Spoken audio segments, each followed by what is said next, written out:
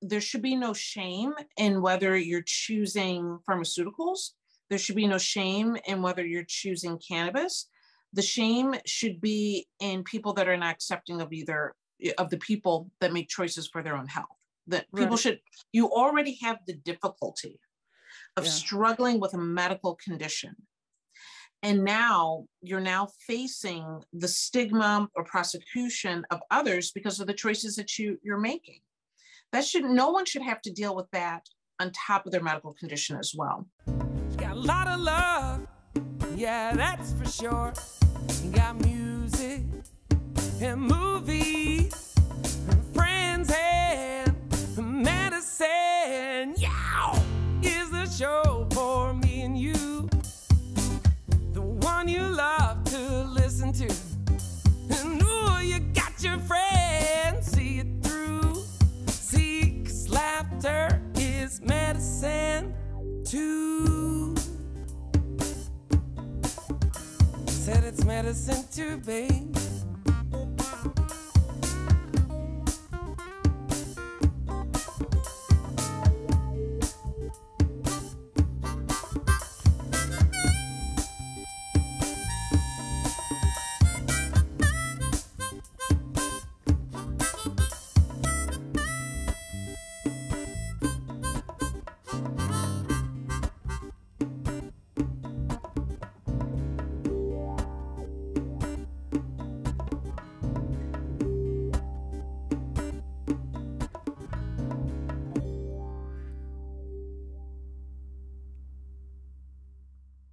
Welcome to The Edge Show, your award-winning podcast, brought to you by the Relevant app. The opinions on today's show are the opinions of our producer, A-Edge Productions. I am your co-host, Branden Lee, and look who it is. It's Angela Edge, our producer extraordinaire, helping us with the show today. How's it going, Angela? It's great, Branden. Remember, we don't dispense medical advice, and all health choices are your own. In this episode, we will discuss how your cannabis as medicine journey may also include pharmaceutical medicine. How are you doing this week, Branden? I'm doing good. You know, the subject is really touchy with a lot of people that are natural healers, people that really like to, make sure that their body is clean and clear of a lot of these pharmaceuticals that we are trying to wean ourselves away from as a society, I think. But we all know that we have doctors that really do care for our interests altogether. So this is a very interesting subject for people that need to have other medications to go about their daily lives, you know? Exactly. I mean, I have had asthma since I was a child. And before I had any medication for that, I was a fish out of water. Right. And the first time I used, it's made for you, right? Right. The first time I used an asthma inhaler, I remember it so clearly. It felt like a miracle. Yeah. And all of a sudden I could breathe. It's amazing, you know, and as much as we want natural healing to be everything it can be, the progress of our medicines and pharmaceuticals have been great. You know, unfortunately, we do have a lot of results of side effects with medications and things like that. But I do remind you that even our natural medications, our natural healings, natural medications also can have side effects as well. So talking to your doctor and let it be known that your symptoms and things like that, there are life-changing medications that can help you out, just like you're talking about with your asthma. There are numerous others that are the same thing, you know. Exactly. Well, you know, I also saw that with pharmaceuticals, a lot of people think, you know, that they got to get themselves off. There's some people that take pharmaceuticals every day, and of course, they still medicate in other natural ways. But I also encourage you to know that to understand that those medications together can also have an effect. So definitely talk to your doctor. If you are using natural medications, to talk to your doctor about those uses together. Yeah, and that's why it's really good to have a really good working relationship with your doctor, and a doctor that you trust, that will listen to you about what your journey looks like, what your health journey looks like. Yes, you have to have someone that listens. And you know what? If the the doctor is not someone that's jiving with you, and you don't like their opinion of all these things, go get a second opinion. That is always encouraged, to go get someone that really understands, is trying to learn and help you personally, and has a vested interest in your health. And it's so helpful. I have a doctor, shout out to Dr. O'Connell, but my doctor is amazing. We have a personal relationship, and he cares about my health. And so as they having should, someone that is able to do that and in your corner, on your side, is so vital, whether you're trying to naturally medicate and telling your doctor these things. Having that open conversation. There are some interactions, correct? With you got to have natural you remedies. Be open.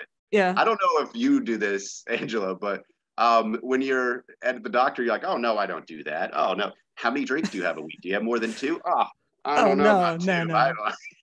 No. So there are things that you got to have a doctor that you can come clean with, and be very upfront and forward about your health and what you do on a daily. Exactly. So I talked about this topic with our guest today that's coming up next, my conversation with Dr. Bridget. Joining me now is Dr. Bridget Williams, a board-certified family physician, author, and CEO of Green Harvest Health. Welcome to the show. Thank you. I appreciate the opportunity. It's so good to actually have you as my first guest hosting the show. Great. So absolutely. Really cool. So today we're discussing the journey of cannabis as medicine, and how that journey for some can also include pharmaceutical drugs. We talk a lot about the stigma of cannabis in the world, but we don't really talk about the fact that for some, cannabis is not the only answer, right? Sometimes pharmaceuticals are necessary. And so for my first question, I'd like to ask, is it possible that while cannabis can treat so many illnesses, sometimes a pharmaceutical product is needed and necessary? Absolutely. So I think that we often look at cannabis as this do everything, can handle everything, can handle every condition. And that simply is not the case. There are conditions where it simply does not address the issue. Right. And then there's other cases where it might not be enough to address the issue. Right. And so I think as holistic people that many people in the cannabis space tend to be, we often turn to cannabis first. And I agree, it should not have to be the last alternative, which is kind of how the general public may look at it, if they approve at all. For some people, it's the first alternative, which is great, but I don't think we should shame others just because, and keep in mind, if they're using pharmaceuticals with their cannabis and they tend to be more on the holistic side, it tends to be because cannabis in itself did not cover everything that they wanted, or the combination is necessary to get the relief that they're looking for. Right, exactly. It doesn't have to be all or none, right? Absolutely. Exactly. So why do you think that some of the cannabis community are anti-pharma, and some of the members end up shaming other cannabis patients who still have to take pharmaceuticals? Absolutely. So, I get why a lot of people in the cannabis space are anti-pharma. I think whether in the cannabis space or not, 34% of Americans are looking for complementary or alternative therapies to conditions, period. Cannabis or whatever it may be. I think there's a lot of distrust when it comes to the pharmaceutical industry. And so people are generally looking for alternatives that they feel that they have more control over, right? So that in itself is not shocking.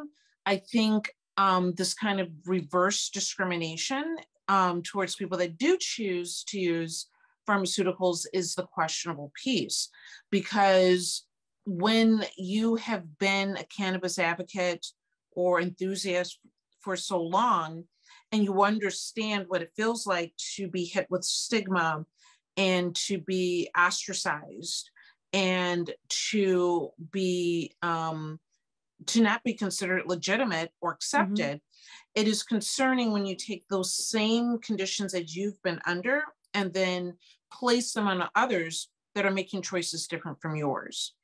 Unfortunately, it tends to be a little bit of the human condition that we do that. And it says a lot about us as human beings, but there should be no shame in whether you're choosing pharmaceuticals.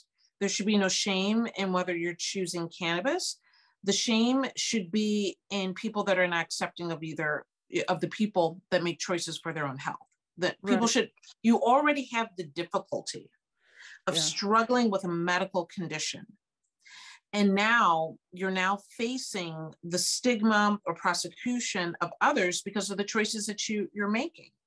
No one should have to deal with that on top of their medical condition as well. You should be looking for love and acceptance and support from the people around you. Exactly. So like, where do you draw the line with, some people who may not want to go to their doctor's office because they're trying to try natural remedies first. And then if I have an abscessed tooth and I can try oregano or swishing with coconut oil, but it gets to a point where if it's not working, it can be highly dangerous to not go see your doctor. Yeah, you can end up septic and be extremely ill from something like that, right? So catching it early on, that might work very well. But unfortunately, if it grows into a full-blown infection, sometimes you need a good antibiotic to knock it down, right? I think where we fail in the medical community is that instead of hearing our patients out and learning from a different approach, whether it is something that you personally would take on or not, I should not judge you for it. I should learn from you. I should give you information that you may or may not already have to make sure that you're making an informed decision.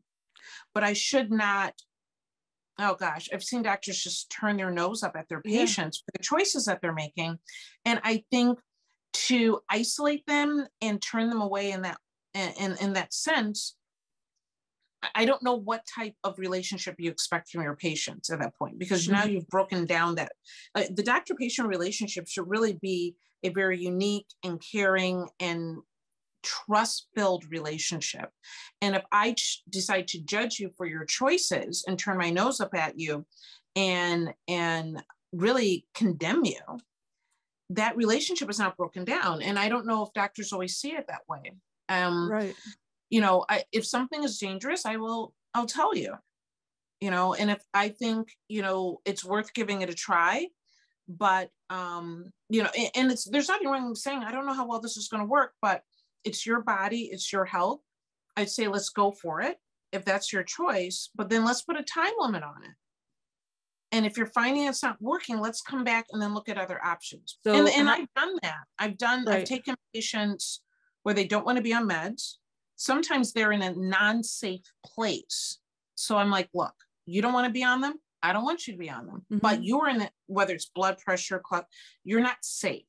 Let's do this for the short term with our goal of getting you off of it in the next, let's say 6 months. Right.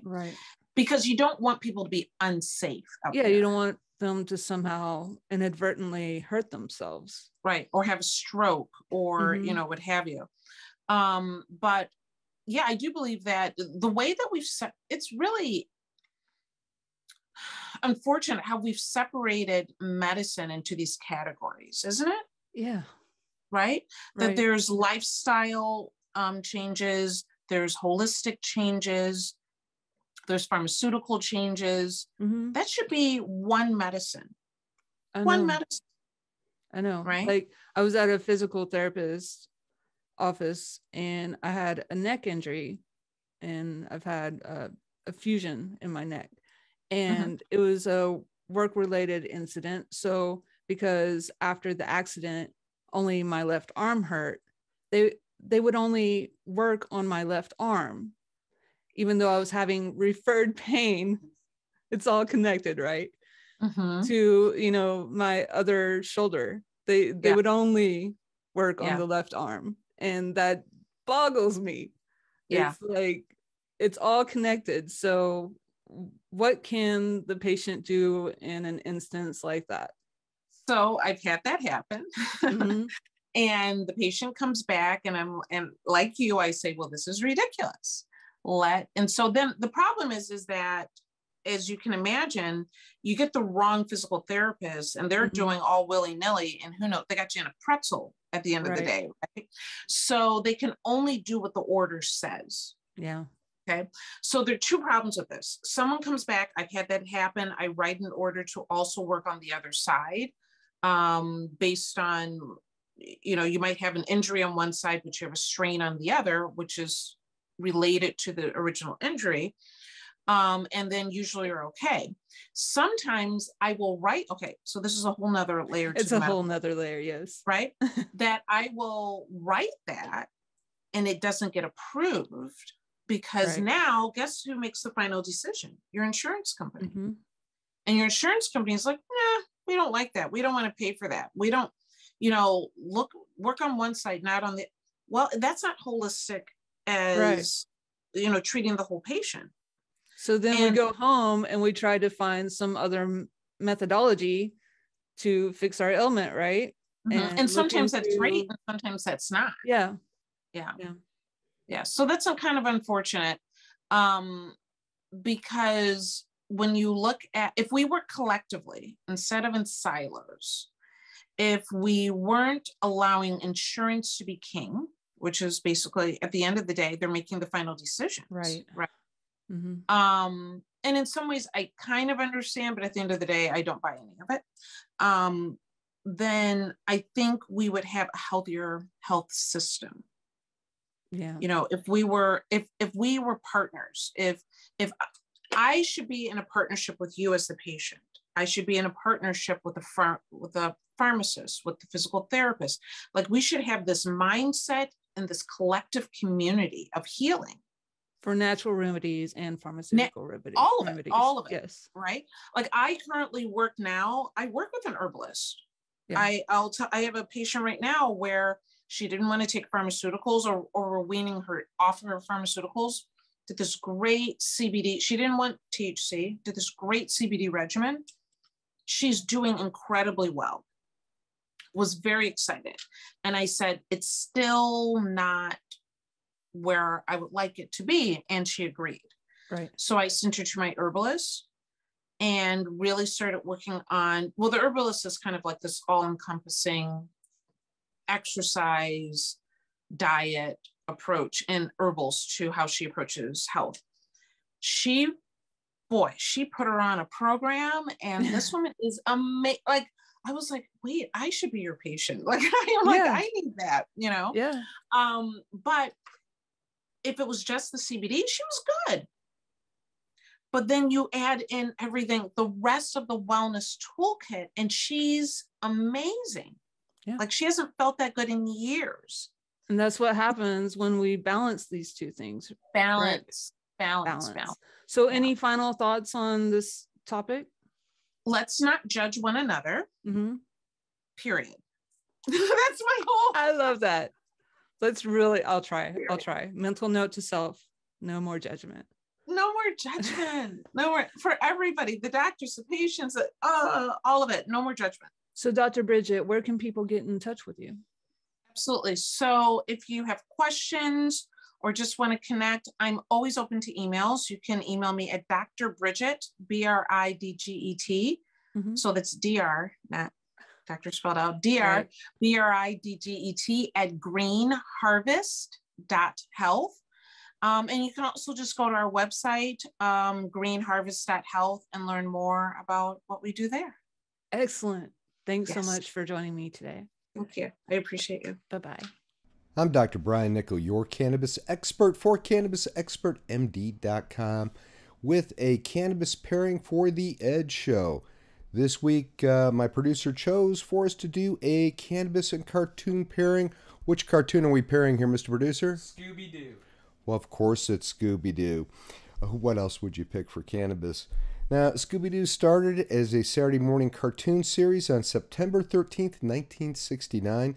It's been running ever since in a variety of different versions, whether it's animated movies, different animated short cartoon series. They even moved some other characters in, such as the horrible Scrappy-Doo at one point or another. They even appeared with celebrities such as Don Knotts and the Harlem Globetrotters.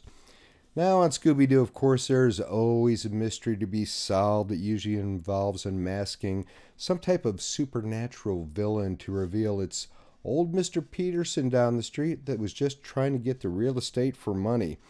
As the villain is carried off to jail, he always curses those meddling kids.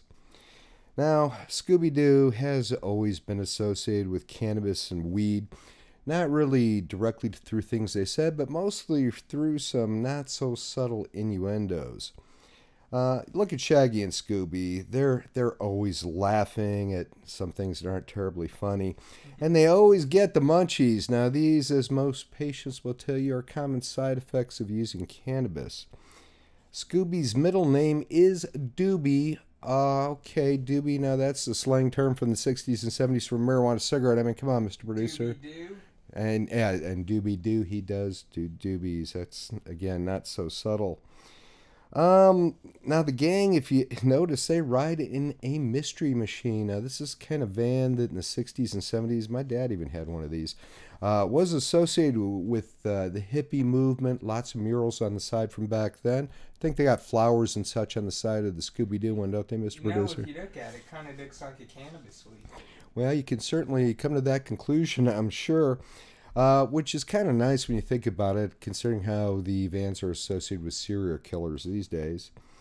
They're actually shown, Mr. Producer found a still of them actually wearing pots on their heads, as if they are potheads. Hopefully you're going to show that here, sir. Now, there's another scene in the live-action movie where Shaggy and Scooby actually act as if they think they're going to be busted. They're cooking snacks, it appears to be, in the back of the van. Lots of smoke in the back of the van. As detectives knock on the door, they gather things up and run out the side, just as if they were afraid of being busted for something. Don't forget about his girlfriend's name either. Yes, Shaggy's girlfriend's name is Mary Jane. I think Shaggy says, oh boy, that's his favorite name ever. Now, we even found some video evidence of Shaggy and Scooby getting busted and standing trial for drug possession. They had to fight the damning video evidence presented by the prosecution with only another rather low-tier Hanna-Barbera character defending them. Now, as far as Scooby and Shaggy go, Scooby-Doo, where are you? You compare almost any cannabis strain with these two. But I was looking for a fun, kind of giggly strain, act a little bit like Scooby and Shaggy do, to go along with their animated antics. For this, I selected Natural State Medicinal's Cherry Garcia. Now, Cherry Garcia, also a great name from the 60s and 70s.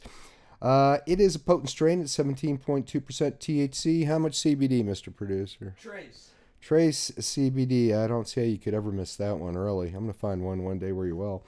Looking at the terpenes, as we always do, it is quite potent at 3.74%. It is terpinolene dominant at 1.52%. Myrcene's up next at a high 0.92%. Beta-caryophyllene, pinene, and limonene, they all kind of come in right about the same at 0.3 to 0.4% each.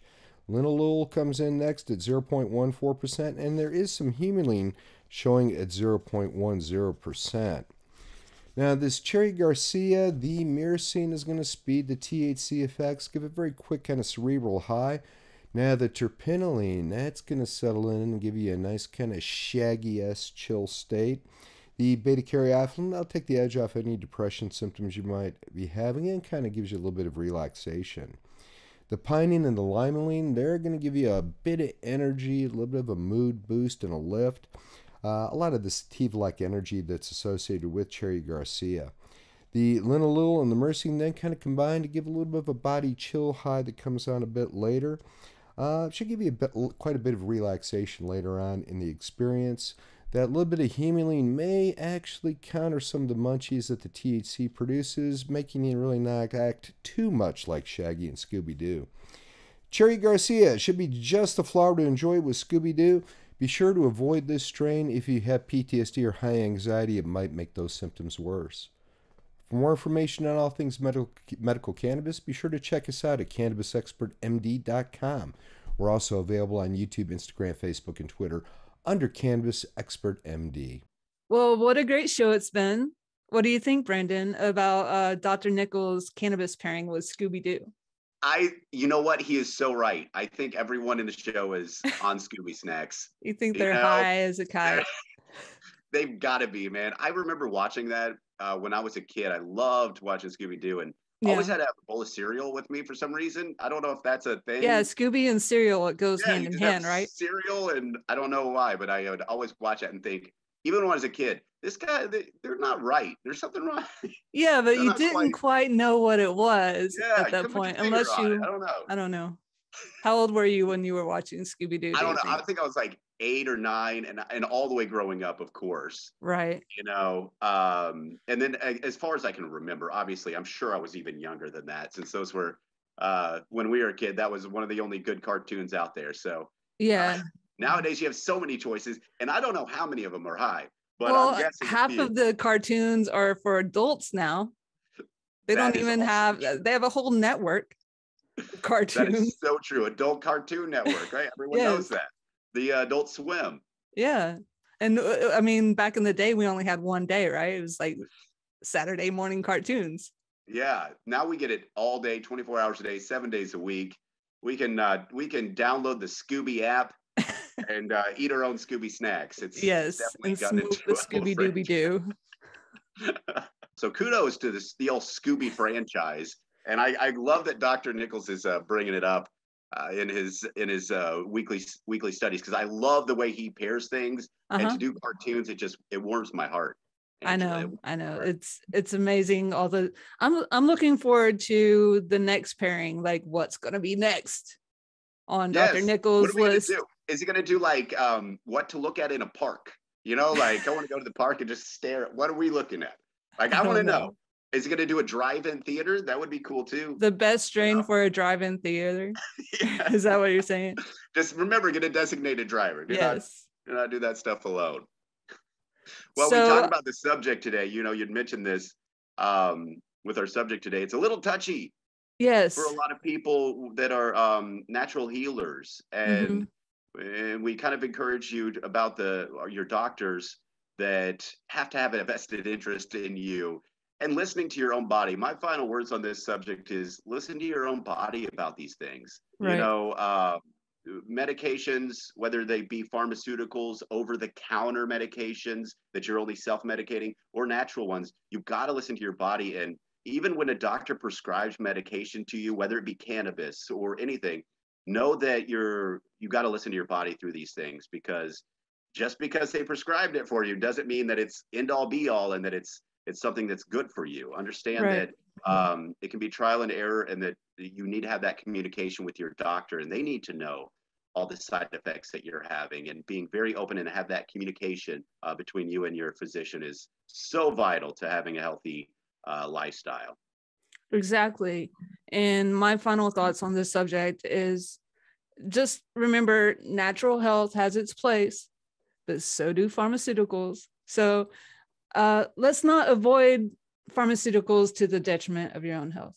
Well, thanks for joining me today on The Ed Show. The Ed Show is sponsored in part by The Relevant app, 131 Inclusion Gallery, Irie Bliss Wellness, Lindsay Camp with Synergy One Lending, Off-Leash Canine Training, and Green Harvest Health, inviting you to reclaim your wellness.